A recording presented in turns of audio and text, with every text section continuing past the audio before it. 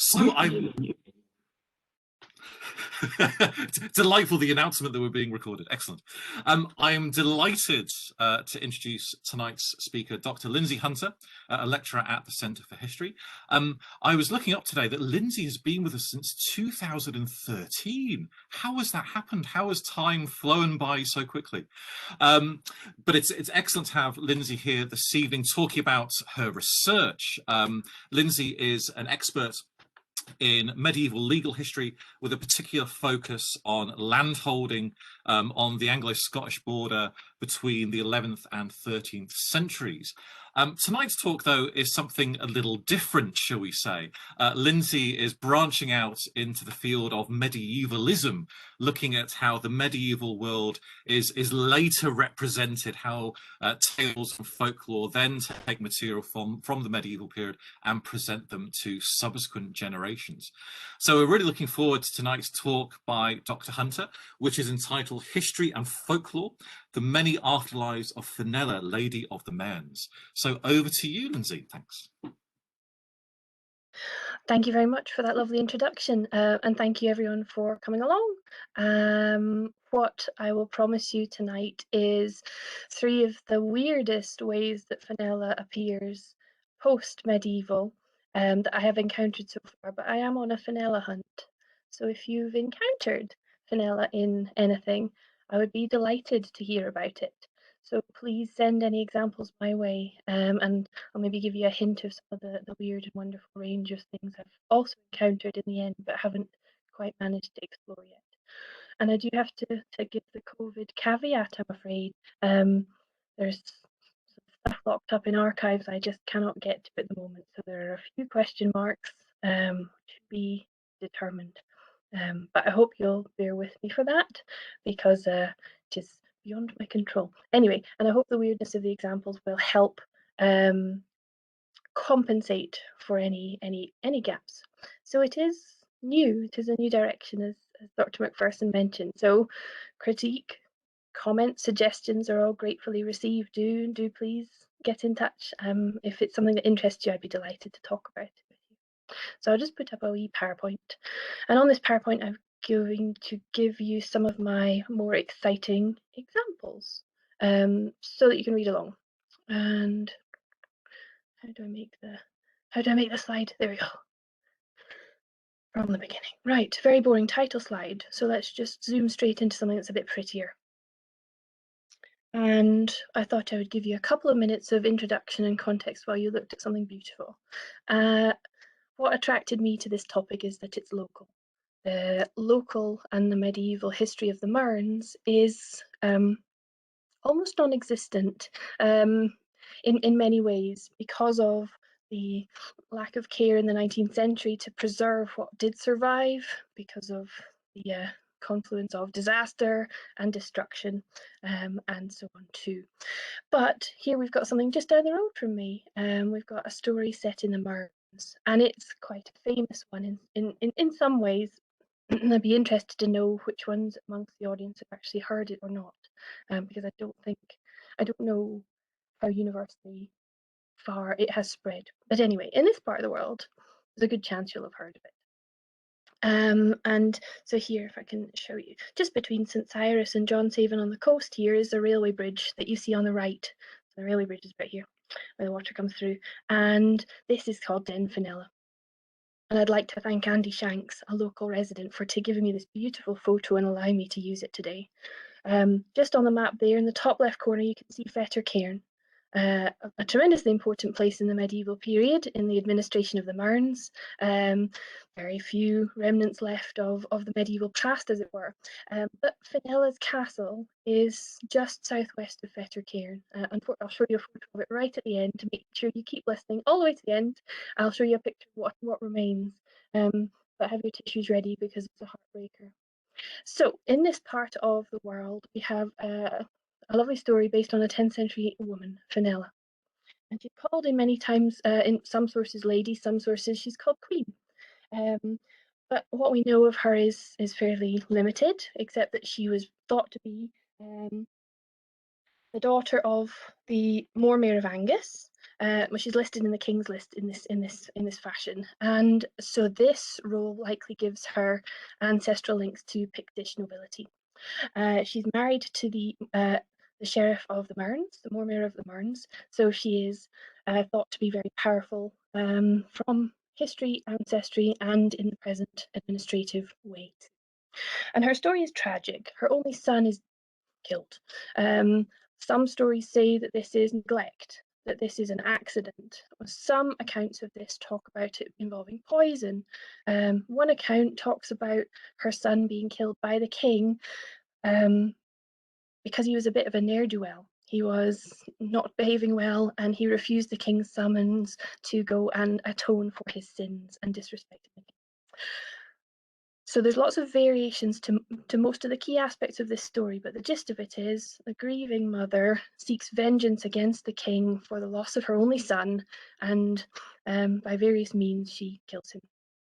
After the death of Kenneth II, she flees to the coast. Some accounts say that she's a witch and she flies from treetop to treetop, others that she rides a horse and her horse stumbles. She reaches this waterfall that we see, and she's either thrown by the king's men, her horse trips, she falls, but by any means she ends up chopped to pieces in the rocks at the bottom of this waterfall. It's a gripping tale, and I think it fits a lot. It suits quite a lot of narrative, so it makes a lot of sense as to why she gets so much attention. And there you go. In the bottom left, you've got Kenneth II in a very, very modern engraving. No partner engraving of Finella, but I think he's rather lovely, even if he is a bit of a wrong one. So, historians have been dealing with this legend in its medieval context. Chadwick and Wyatt, in particular, have looked at the sources of the British Isles in the 10th century and have been looking at this story from a few perspectives that I think are really interesting and which help set up a bit of context for the later sources that we'll encounter, which are very, very weird. Wyatt suggests that examples like Finella, of a strong, martial female, of a Scottish queen, of a lady, suggests the existence of matrilineal succession patterns. Wyatt cites Bede, talking about the fact that the Picts elect their kings from the female royal line rather than the male. And Chadwick argues that this pattern is perhaps more widespread than the documentary evidence suggests. Unfortunately, I have very little supporting evidence to prove this. But examples of strong martial women like Finella are quite tantalising because they keep popping up in the history of the British Isles, and they keep popping up amongst the Scottish, prominent women of Scottish history. Finella's story appears as a big gap from the king lists, but in John of Fordun, a local man, and then Walter Bower, the Scottish Chronicler, Finella appears again and again, and her story stays alive. And I don't really want to spend much time on the medieval variants of this story, except to say that our medieval chroniclers weren't particularly fond of a wily woman, and a lot of them play up the fact that the manner of the king's death was done secretly. It was a trick. She lured him with her feminine wiles. She created something in secret that brought him to be dead, to be killed. So there you go. And we'll see this pattern of misogyny appearing in some of the later sources too. So there's no shortage of stories about Finella, but nobody's looked at pulling all of these references together yet. Medievalism is a fairly new field, and I have a feeling today that in some ways I'm talking more about literature than I am necessarily about medievalisms. But it's suffice to say, a lot of local artists, poets, playwrights, balladeers, head teachers, antiquarians, geologists have all played a part in keeping the story of Finella alive. And I think this interdisciplinary approach that we can see through lots of different sources is really very tantalising and very rich. And I think the recent work on Arthur and on Robin Hood are quite good comparable sorts of approaches that we can maybe take for Finella. So there's a big gap in the early modern period, and there's even quite a large gap in the modern period where I haven't yet found anything about Finella. So we zoom from the 15th century, I'm afraid, quite far into the recent past, and we skip to the early 20th century, but it's worth it. Mansfield Forbes is this chap on the right. Here he is standing at the tap off, having a lovely time. And he's quite a captivating fellow in lots of ways. He's a fellow of Clare College, Cambridge, and he was given credit in Cambridge for establishing the School of English Literature and for having it be treated properly as a discipline rather than a cover the groundism, one of his phrases for it. He came from money. His father was a manager of tea and rubber estates in Ceylon, and he was born in Ceylon.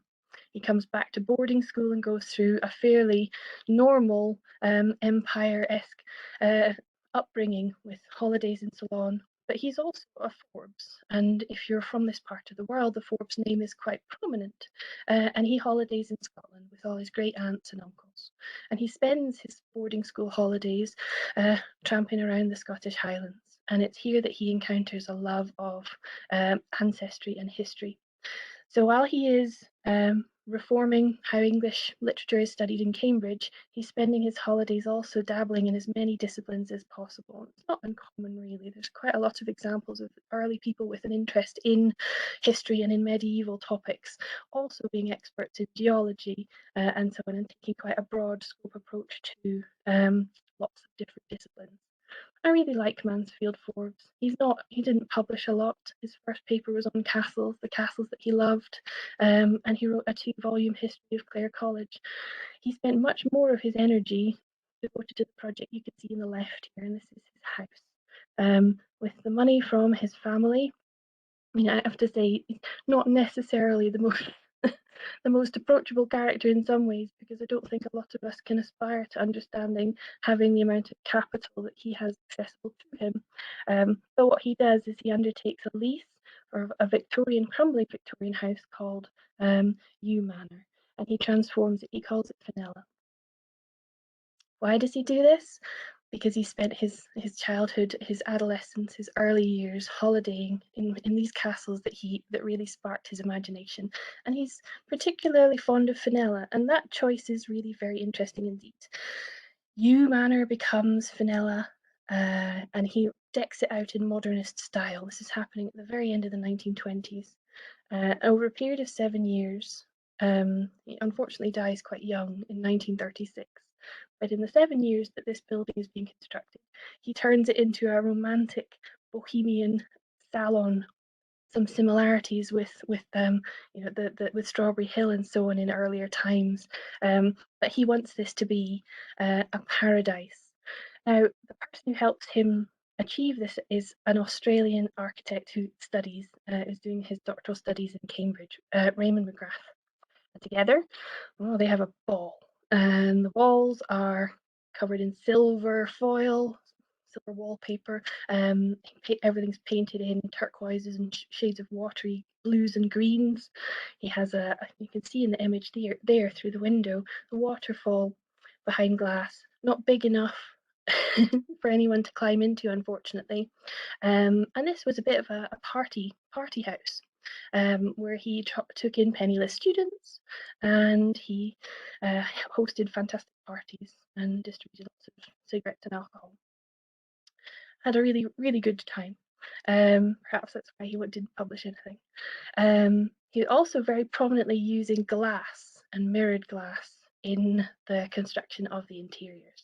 And this house was famous, was very well regarded at the time. Through a lot of self-promotion from Forbes himself, primarily done in order to try and help develop the career of McGrath. He writes to a lot of architectural journals and magazines and has lots of reviews published of the house. He also hosts a sculpture, Genesis, by Epstein, and by 1932, 30,000 people had visited this house. Don't know how many came to his parties. But anyway, he is one of these sorts of "Oh Captain, My Captain" inspirational teachers who hosted all sorts of fun and who changed the lives of students that came across him. So tremendous respect for this man, even if I don't necessarily agree with what's going on in this house. It's a fantastic marker. Now, the antique, the weirdest thing about this house, the coolest thing, and the thing I cannot show you in a photo, unfortunately, the photos all have the branding on it and it's right in the wrong place, is a carved head of Finella in the entrance hallway, surrounded by jagged glass. And one of the other modernist aspects of this house was the use of electric lighting. She has light, her eyes are lit up. So she, you can see her in the darkness. You can see she's quite a light house actually because of all the glass and all of the extra windows and the skylights and so on. But she is the focal point of the hallway, and she's balanced in the staircase by the existence of a Buddha as well, a nod to his time in Ceylon.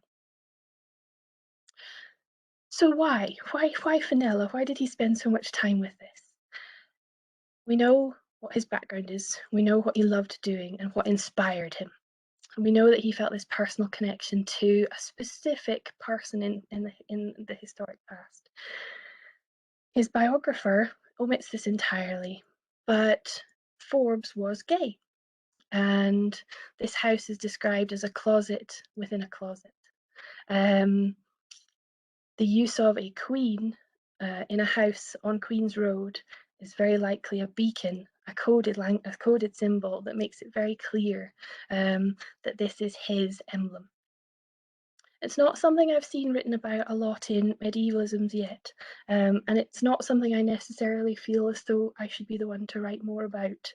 But I think it's really striking that here you have, in fact, it's 3 men today who identify with Finella, and here we have a man identifying with Finella in a very different way than we'll see the other 2 men identifying with her.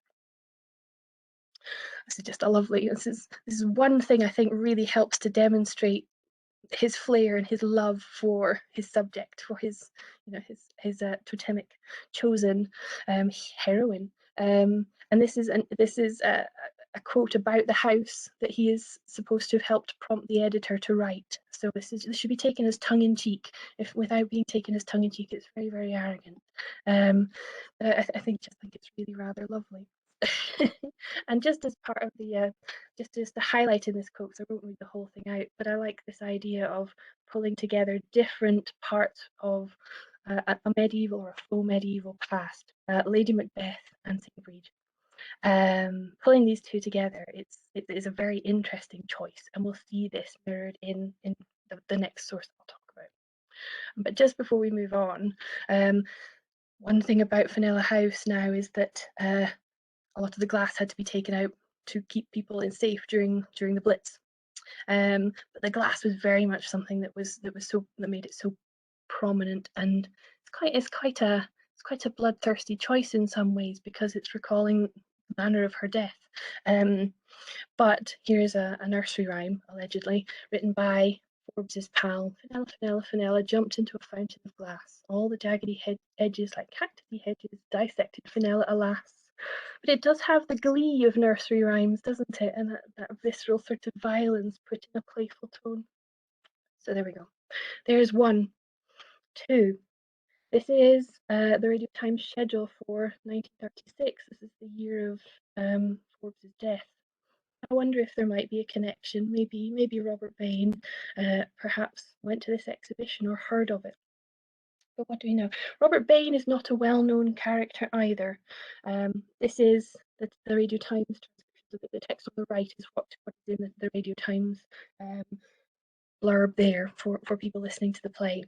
But Robert Bain is a playwright, a balladeer, a poet, and he was a member of the Glasgow Ballad Club. And the Glasgow Ballad Club was part of this wave of literary societies that burst forth into life in Glasgow in the latter decades of the 19th century. The Glasgow Ballad Club started in 1976.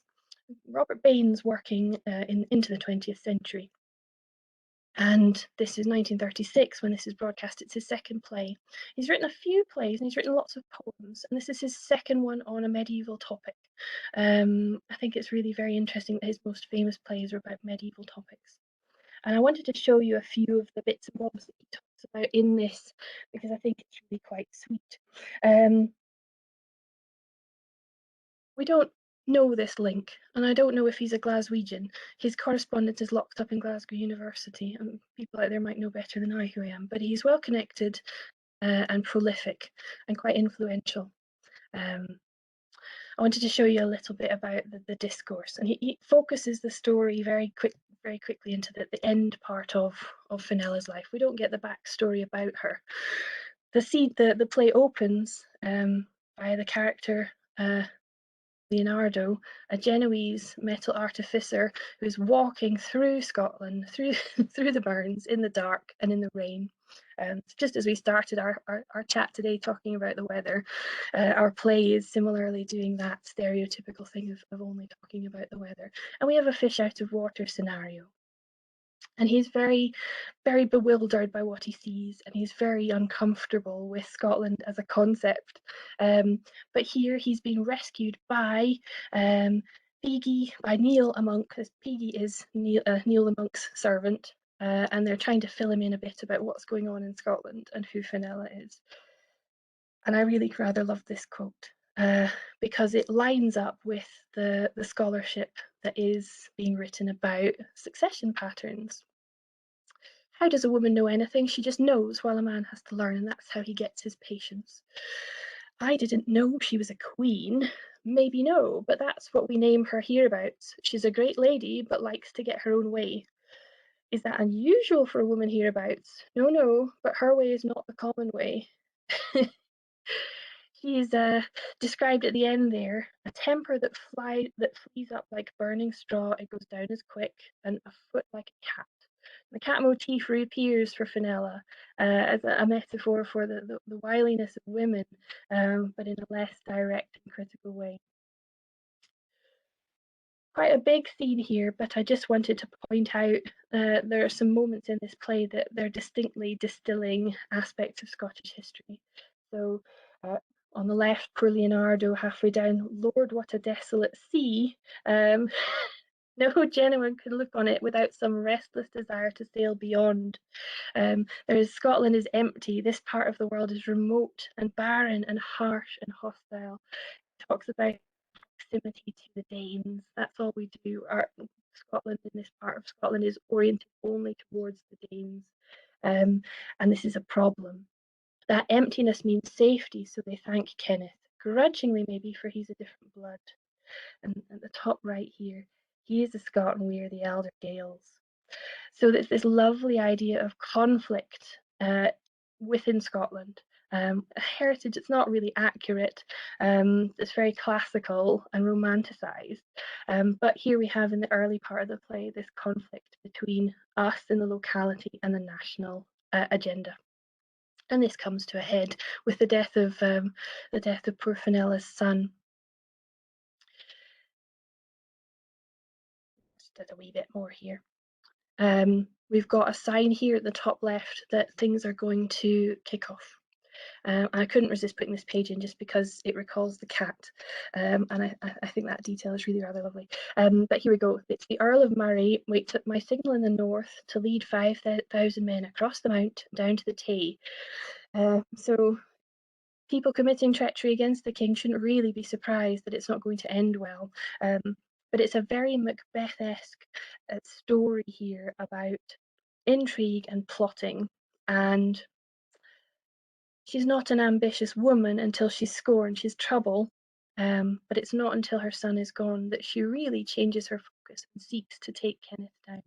And that's really quite interesting. And she's got this fantastic Lady Macbeth-esque speech here where they bring her a cat and she speaks to the cat and she understands the soul and spirit of the cat. And it's quite a nice metaphor for the barbaric wildness of the medieval period and of woman as representing that. It's really, really quite a fun play. So what have we got left? Not going to read out a lot of this to you too. This is just the final speech in the play, and the final speech goes to her. For the most part, she doesn't do a lot of talking in this play. She's talked about and talked at, and there's a few pivotal moments in this play where she gets to speak. One is this speech to the cat. One is when she's lamenting the loss of her son. And here, right at the end, she is grief-stricken and approaching, looking into the abyss, literally. And here at the bottom, we've got a soldier reporting that Fettercairn is in flames and we're hunting for the Lady Finella. She's not the queen here, because this is an authority figure connected with the king talking about her, and it's local people who value her as a queen.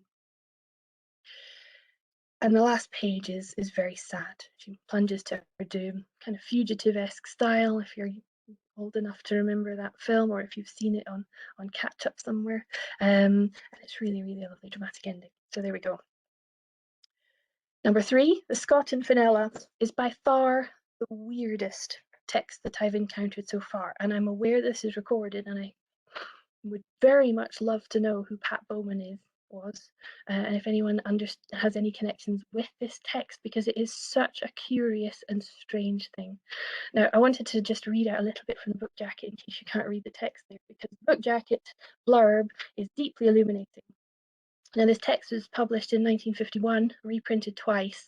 It's the first volume. It's supposed to be a multi-volume set, but it only goes Neolithic to John Knox. So I don't know why there was not more. But this coverage of the Neolithic, the medieval, the early modern is quite quite a difficult text to read. It's published by the Graham Hunter Foundation, and I presume the author is American. Graham Hunter was a local, an Angus family, and he emigrated to the States with a lot of money. And so we have a diasporic Finella here, and that's mirrored in the play, in the content of the book. Sorry, it is written as a book of history, and it's the book blurb says, David Chalmers had for years been eager to write a history of the land of the heather. An American of proud Scottish ancestry, he met Finella Douglas, but who had warm, vibrant Scottish blood in her veins, and who was an outstanding ghostwriter. So Scottish history here is framed as a romance. The book jacket tries to downplay this idea, but the book starts with David Chalmers spotting Finella across a crowded room and immediately being captivated by her. But she's engaged to another man. It is remarkable, and I'll show you a couple of excerpts from it to show you how the dialogue between David and Finella works through this. And it's fascinating that above all options, it is Finella who is chosen to be such a pivotal person moving on the narrative of Scottish history, to be one of two guides through it. Very weird. And I would just like to say, look at the quote at the bottom right there. As Percy Wilde, the noted writer, commented, I have learned quite a bit of Scottish history in a painless manner. I mean, what are we doing wrong? Should we be doing a bit more of this, do you think? Maybe that's something for a different conversation anyway. The aims of this book are very clear. History is dull. Nobody wants to do it. Pedantry is a terrible thing. Let's throw in some romance and it'll all be great. I can't wait to show you this. Oh my gosh. Right, so here is one conversation. And I don't expect you to read the full text. I picked this because it's about Ossian, and I know we've got an Ossian fan in the audience, an Ossian expert. But here we go. The tone of this book is very much highlighting a few things. That Scottish history, despite being something that is to be very proud of, is barbaric and backwards and wrong.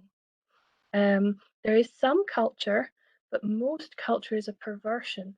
It's very simple and very limited. There's a conflation of, there's the faux Celtic imprecise blob. But what I liked about this, and it's quite easy to slag this off because it's quite an infuriating structure, there's some quite charming aspects to it as well. So I think I want to make sure I emphasize that too. This bottom half of the left-hand page, the author is synthesizing some historiographical debate about Ossian. I would really be fascinated to know whether this is capturing scholarship in this period, or if this is more informed by folklore and by filling in some gaps based on reading the primary sources themselves. I have no idea. It is a to be explored thing, hopefully not by me, to be totally honest, but hopefully by the expert in the room. But it is very interesting. Now, the narrator, David, steps in as the expert. Well, some people have said this, other people have said that. I violently disagree with that opinion. And then he gives the correct interpretation of the existence of this source. Brilliant. And then he reads to her. He reads to her an extract from the primary sources. Well, I've cut it off in its prime, but this kind of fusion of dialogue-esque interrogation of the sources and exposition is really quite fun in small doses. Now, this text is interspersed. Some of it is in chunks of dialogue and action. Some of these sections are notes in his diary, and some of it is the notes he's writing to her because she moves back to be with her fiance. She has to travel away. And they write letters to each other where they discuss what is the meaning of history. And it is such a strange thing. She's writing to him, and they've had a fight because romantic exchanges always need drama, don't they? Can't all go swimmingly. And she's writing about here. She's driving around Scotland and she thinks, do you know what? This written history isn't where we should be doing things. What's the point? The history of Scotland is written in the stones. There we go. And in the bottom of the left-hand page, I have not written a line on Scottish history. There's no need to. It's already been written in every rock, tree, glen, burn, and family. Couldn't you come over? You'd be thrilled. And here we go. We've got the tension here. And if you look at the top right, you have his response to her letter. Her letter infuriated me. It proved conclusively that she had no more interest in writing Scottish history than a baboon. Yeah, isn't it? It's just astonishing. It's such an interesting narrative. I'd be so fascinated to know if anyone's come across any other types of history that have been written in any way like this. There we go. And it frustrates him. It interrupts his work process. He has to, he's rededicated to his task once more. So there is a narrative use for this exchange. Oh, I've gone on too soon. So it's a fascinating Finella. There's one point in the book, there's a few points where he keeps recalling the Finella of the 10th century, our Finella. And that's quite interesting. The first time they meet, she promises she's not going to lure him into a room and kill him. The next time it's discussed along with the idea that she has complicated relationship with her father. So there is a very peculiar narrative that he constructs around her that is very loosely linked to the Finella that we know, but it's very, very peculiar, and it is the most removed from any of the other types of sources or depictions of Finella that I've encountered elsewhere. So I'm not wholly sure what to make of this source except to say it's bananas, and I really enjoy reading it because it's so strange. There we go. Daddy issues, and the rejection of history then are the kind of key things that define this woman. And yet he's interested. It's quite fun towards the end of the book. He gets, as she's married and is no longer even a possibility to him, the tone of the book changes a bit, and it's much more about, maybe that's also because it's about the Reformation, and then the sort of misogyny of the Protestant reformers takes over the narrative a bit more overtly. So there we go. So there are my 3 weird Finellas. It's by no means most, or all, or even the beginning to the end. I just wanted to show you a couple others, just so you could see that there's more out there before I give you a few concluding thoughts and ask you if you know any Finellas. Nigel Tranter. Why are these books so hard to get hold of? Because they're so good. But Finella pops up in the Tapestry of the Boar, and it's more of the classic understated elegance of his historical fiction. But it's beautiful and it's detailed, and it sounds and seems more authentic and accurate, although they are loaded terms.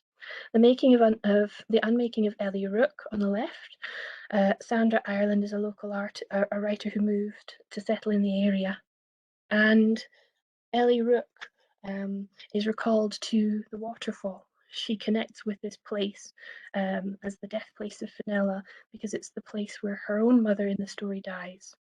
So there is this connection across time and the loss of a female figure that's really important in this narrative.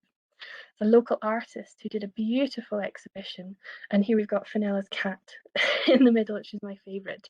And what is incredibly beautiful about this is it wasn't just about prints, but it's about a performance piece, because these were danced in order to transfer the ink onto paper. I think they're spectacular, and it's another example of kind of the local, vivid, artistic community that knows and loves this material very well. Unsurprisingly, some of the gaps, and it might be some of the gaps that help us pull together some of the material from the 19th and 20th centuries, is in the corpus of Scottish ballads. And this is one example, and it's fabulous. There's loads we could say about it, but I don't think there's enough time, except to note that the re-emergence of ballad culture that's focusing on medieval stuff is very much inspired and encouraged by the Romantic movement, by Walter Scott, by the wave, the cultural wave that is emerging through the end of the 19th century. And it's great fun. So here's the final sad image, and here's Finella's castle. In some of the accounts, it's a castle made of glass, and there's glass at the beginning and the end for her. But it's probably not a castle of glass. But it was a castle that the farmer did not think was worth saving. So unfortunately, there is little left. It was excavated and is there. And I would presume that the shift in focus away from this castle and towards the coast mirrors the loss of the site as something viable and recognisable. And the refocusing it on the coast is a very sensible thing to do indeed. Quite a few pools of groups who are interested in Finella that aren't producing written work. One group is adventure tourists and modern day YouTubers and influencers. And one thing that brings them to Den Finella on the coast is the danger of the site. Presently, with coastal erosion and with the bad storms we had locally a few years ago, the site's quite hard to access safely. So there are a lot of YouTube videos advertising very dangerous habits, which should not be done. The good thing is that there's a couple of local community groups working very hard to make this site safe again and accessible. And I think that will be really good, because it will re-inject some new life into this life cycle of folklore and history. So what do we do with these sources? I've given you some of the weirder ones. And I just wanted to highlight a few of the key things that I'm interested in and the thoughts that I've had about these sources in the last couple of minutes. I'm struck by the significance of location, and I'm struck very much by the idea of a coastal connection.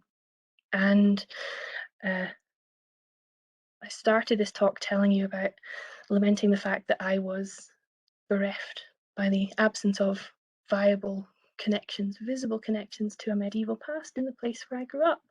And it's notable that because we don't have very many physical remains of this period in this part of the world, it's not something that's well known beyond quite a close proximity to the sites that survive and keep being given a priority in the story. But there are people that break out of this bubble, and that's quite interesting. And sometimes it's from a diasporic sort of link with Pat Bowman and the Graham Hunter Foundation. Sometimes it's to do with somebody looking for their ancestry and revisiting this place and taking something away with them that they particularly connect with. But this is not something that is as universal as the Arthurian stuff or Robin Hood even. It's still something that's very, very closely located to a specific place. And I think that's very interesting indeed.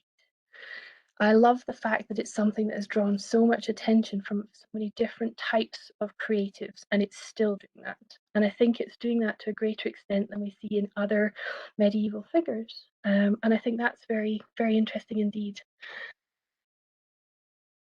I was also particularly that there is quite a lot of resonance with modern day scholarship and understanding of what's important to modern scholars about the story of Finella, and that is the woman standing against the king's attempts to extend primogeniture and to take a blow against matrilineal succession. Gender is also a significant factor too. We don't see so many medieval figures recalled popularly in medievalism, and by far the people most often poems and ballads is the standard Wallace and Bruce crowd. Nothing against them, they're brilliant, but it's nice to have variety. So it's quite interesting. I can't think of many other females. Athelflaed is a good example of a woman who's had quite a lot of recent. Well, thank you very, very much, Lindsay, for that terrific paper. Goodness, so many amazing stories about a character that I knew very, very little about, just from what you've told me in the past. Absolutely extraordinary stuff. And I think I'd like to take chair's privilege just to very, very briefly talk about the stuff that excites me, the Ossian stuff at the end. I thought that Mansfield Forbes was going to be my favourite character from your talk. He sounds fantastic. So someone to whom we should all aspire in terms of our, academic apartments and, having wild debauched parties. Well, one day, maybe. But yeah, the stuff on Ossian is amazing. That blows my mind. So Bowman is writing in 1951, and this is decades before the revival of Ossian scholarship in the late 70s, early 80s with Fiona Stafford and all the rest. So it must be reliant on largely 19th century scholarship. It's before the likes of Derek Thompson get going with the great Gallic scholarship of the late 50s into the 1960s. So yeah, it's probably reliant on a lot of 19th century accounts that come from they're inspired by the Highland Society of London inquiry in 1805 and the debate that evolves subsequently during the 19th century that establishes certain of the things they talk about. What I love is that they quote Ossian at each other. It's like Goethe. This is what Goethe does in The Sorrows of Young Werther at the end of the 18th century. He uses that as a way to bring the two lovers together. It's extraordinary. Jules Verne does it in The Green Ray, a novel from the 1880s as well. So to see it being done in the 1950s is mind-blowing. I've not come across such a late manifestation of Ossian in vague popular culture. So thank you so much. That has made my day, it's made my week, it's made my year. So thank you. That's wonderful. So that's enough from me. As Lindsay requested, let's hear about your Finellas and indeed any other questions that you might have. So opening up the floor to questions. So please do leap in, unmute yourself and leap in with a question, or put a question in the chat and we can relay to that.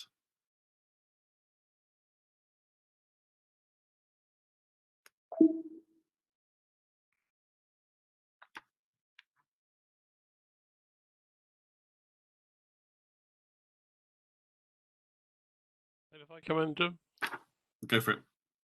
I mean, I thank you for that, Lindsay. It was really, really interesting. I don't have a Finella, I have to say, but I am currently working on other women in the 14th century, and yeah, no, it's curious that we do seem to have this succession of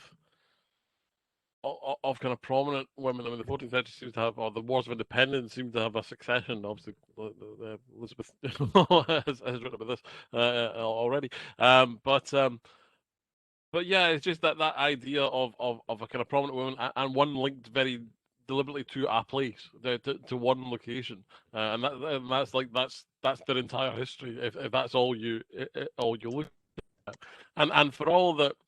That point you made about medieval misogyny, and for all Bauer has some quite appalling things to say about women at times. The fact that Scottish chroniclers will continue to recite these stories of these women, which are then obviously picked up and then carried on through the centuries, I think is really quite interesting. And I suppose it's just the question of whether. I don't know. Well, the question of why, I suppose, ultimately is why do these stories seem to capture the imagination of firstly medieval writers, and then taken on, so that even in the 20th century people are still writing with them. It's not perhaps a fair question to ask you, but it's the obvious one that comes to mind. No, I don't think I've got an absolute answer, but I've maybe got a few more thoughts. There's in the Pat Bowman book, Finella is said to make the statement of. She responds to stories like Black Agnes, and Black Agnes in particular is highlighted. And any story that's about blood and guts and violence and a barbaric, primitive, lacking organisation Middle Ages. Lots of fun. Game of Thrones, Middle Ages. She says that's the type of history I like, and it reminds me of Terry Deer's comments about horrible histories and history as liars, historians as liars, and there being only some ways to tell history that are truthful. But I really like the idea that within the book he gives her a connection with Black Agnes as somebody that she respects and understands and enjoys. I think that's really quite fun. He does all sorts of horrendous things. So he recites a list of Pictish names and notices that she's giggling. So he keeps reciting Pictish names just to make her laugh. There's some really, really strange tools in the book that are very unexpected. Not what we would do in a class with our students. That's for sure. You'd hope. But no, it's really weird, isn't it? And I think it's good. I think it's good that she's lacking a lot of detail because it's much easier to imprint your Finella on her and to do what you want with her. So it's quite easy. A lot of people engage with her as a strong woman. That sort of meaningless phrase. But there is truth in what people are talking about when they recognize that, though, that we have someone who has power and agency and strength and the ability to seek satisfaction, even if it's not by a path that's morally easy to justify from some perspectives. So she's a very interesting person because she is lovely and complex, and she loves cats, so that's a good thing. Wonderful. I can see that Jim, you've put a wee comment in the chat there. Would you like to expand on that? Yeah, well, I'm just having second thoughts. Is it a very sensible thing to say? But there was the Pat Bowman bit where they were, and it made me think of how people use Highland history and Scottish history more generally as kind of vehicles for romantic imagination, and that's kind of like Outlander is probably the most recent, most well-known example of that. So maybe your Pat Bowman material is kind of an episode in a long tradition itself, Oh, I would agree with that. There's people in the room who are much better equipped to talk about Outlander, but I believe romantic and romanticism is language that pops up in Bowman's text consciously as well. Even if on the book jacket saying this isn't just a romance, this is about making history palatable, but it's not just fluff. And he's right, it's not, because there are details and facts and information and stuff that is great and very helpful. It's just framed in such a strange way. Yeah, I mean, I bet he wishes he's got some of the Outlander money, though. Whoever he was, hopefully happy. Not happy enough to write a second one, though. So there you go. It's a very interesting text. No, fascinating stuff. And again, it's we have a PhD student who's doing exactly that, trying to demonstrate the extent to which something like Outlander is telling us certain things about the Scottish past. Anyway, yes, fantastic. I saw that Elizabeth, you had your hand up just now. Do you want to come in there? Yeah, if I could, thanks. That was absolutely fascinating, Lindsay. I really enjoyed that. This might say more about me, but when I think of Finella, I think of the stories of how she actually killed the king, which are incredibly complex, right? And I was interested that in your talk, you mentioned there seems to be more fascination almost with how she died, the sort of tragic end. And I just wondered about the more bloodthirsty side of her. Does that sort of get written down and focus more on the tragic end, or? So Bain gives the technical nous to Leonardo, the metal artificer from Genoa. And she's a cunning, wily, cat-like woman who conceives of, who is looking for an opportunity to get vengeance, and is willing to shed blood. But the expertise and the technical capacity is all devolved to him, and it's sort of the suggestion that he really rather fancies her, and there's hopes that they're going to get together. Again, it's really, really interesting, and it's one of the frustrating things about dealing with a female figure is that you can't divorce it from the unwanted attention of men. I mean, she's a grieving mother, for goodness sake. The last thing she's thinking about is her next relationship. But beyond, so anyway, very strange. But yes, there are beautiful descriptions of different mechanisms, and Scotty Chronicler, I think, makes it quite straightforward. It's an arrow through the head. It's quite simple. It's Indiana Jones weighted sort of device. But then some of the plays and the other texts, they make it more elaborate, and it's an apple. It's a statue, and it's holding an apple, and as soon as the king lifts the apple, pierced by a number of shards of glass and metal barbs or arrows. So it's Bain has a very vivid description of puddles of blood. Of a bleeding king, which I think is quite nice. But I didn't put that page up just in case. But no, it's quite fun, isn't it? And why is that? Why are we distancing women from violence? Because is it enough? Is it horrifying enough and shocking enough that she wants to do this?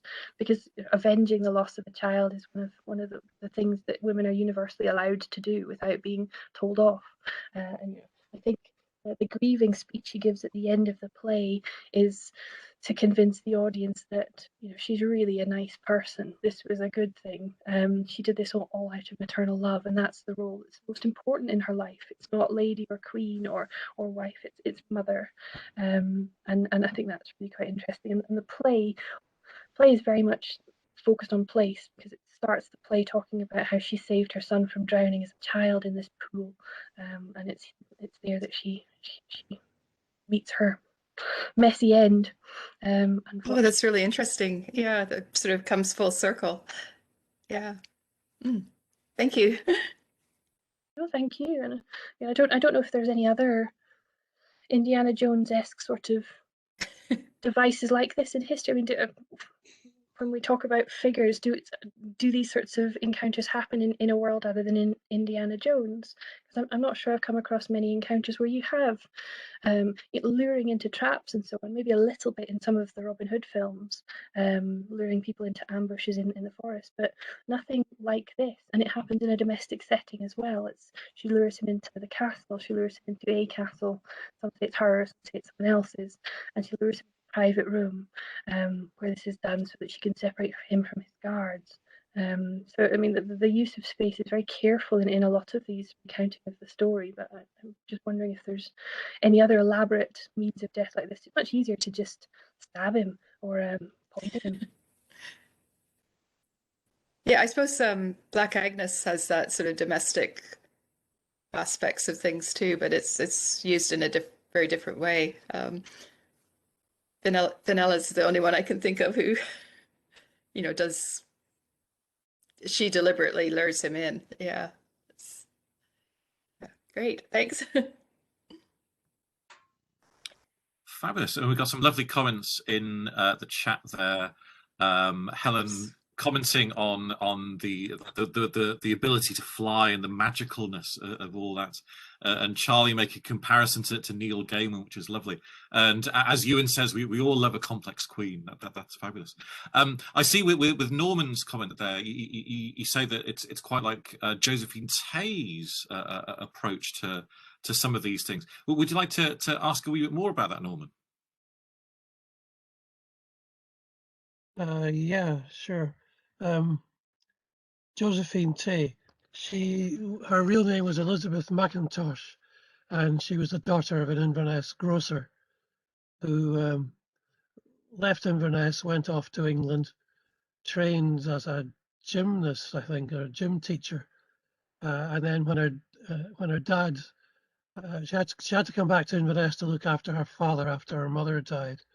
But while she was down south, she made a career in the theatre, gave some of the leading actors their first chance in the play she wrote about Richard II, and of course her novel, the Daughter of Time.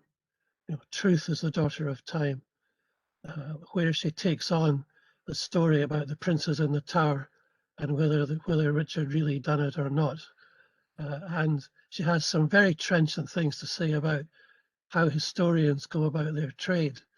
I think that book and The Singing Sands, her crime novel, should be required reading for every UHI history student, and even more so for the staff who are teaching them, I would say. You really have to think and justify yourself and what you're doing. I'll say no more about that. But yes, in The Singing Sands, she takes on very specifically the revival of nationalism in Scotland in the 1940s and 50s, and has a real go at them, almost as a caricature.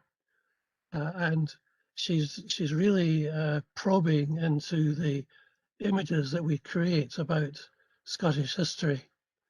And even when the people who are putting forward these ideas are caricatures of themselves, people still take them seriously. And she uses that trope to great effect in her plotting and in this crime novel, which is, of course, of great interest to us, I would suggest, because it's basically set in the Highlands.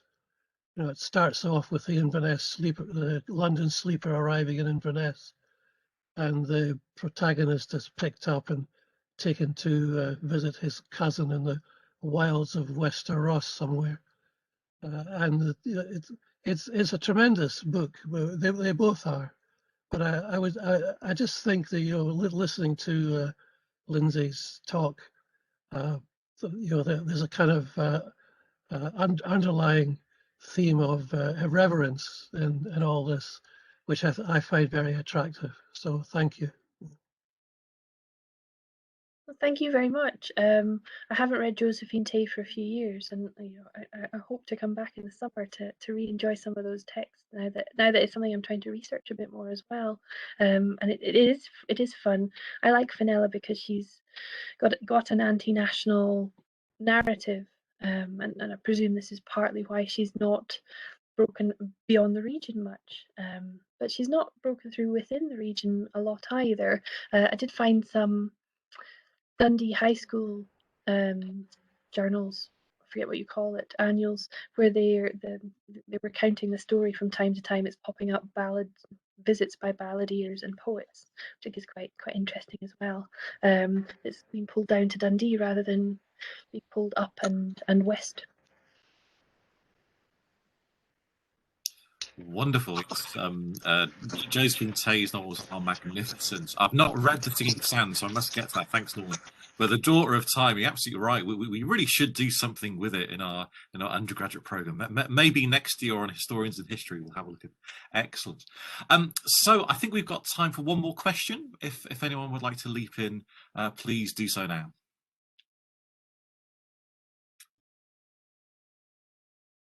Can I maybe just pick up on one of the... Oh, sorry.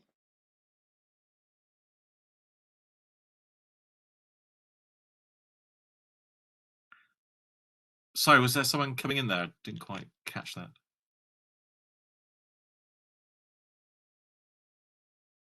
I think, Lindsay, go ahead.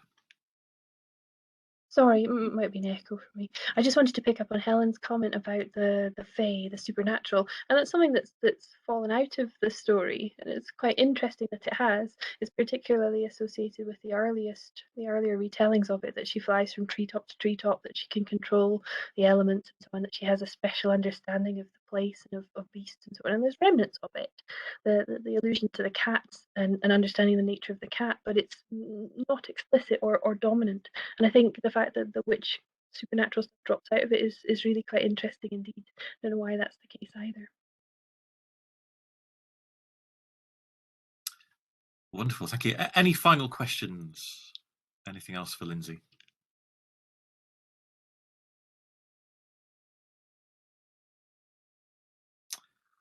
Just keep us posted on your progress with your research, please. Absolutely. To echo that very much, this is such an exciting project. I'm really looking forward to seeing what happens next with Finella.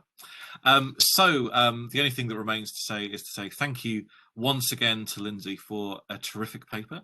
And we look forward to seeing you at our next Centre of History Talks Live talk. Dr. Andrew McKillop will be speaking to us about matters East India Company and Scotland, I think on the 13th of May, so in a couple of weeks' time. So we'll very much look forward to seeing you then. So thank you very much, and bye for now. Sorry, Dr. McPherson. Is there like a timetable for this so that I don't have to stalk Dr. Martin on Twitter? Indeed, if you just go to the Centre of History webpage, all the details there. I think there's a link on the home page. Just click on that, and you've got it all there. That's great, thank you. Not that I don't like stalking her. I mean, she puts up great things, but just it's nice to know where the official is. Indeed. Thank you. Cheers.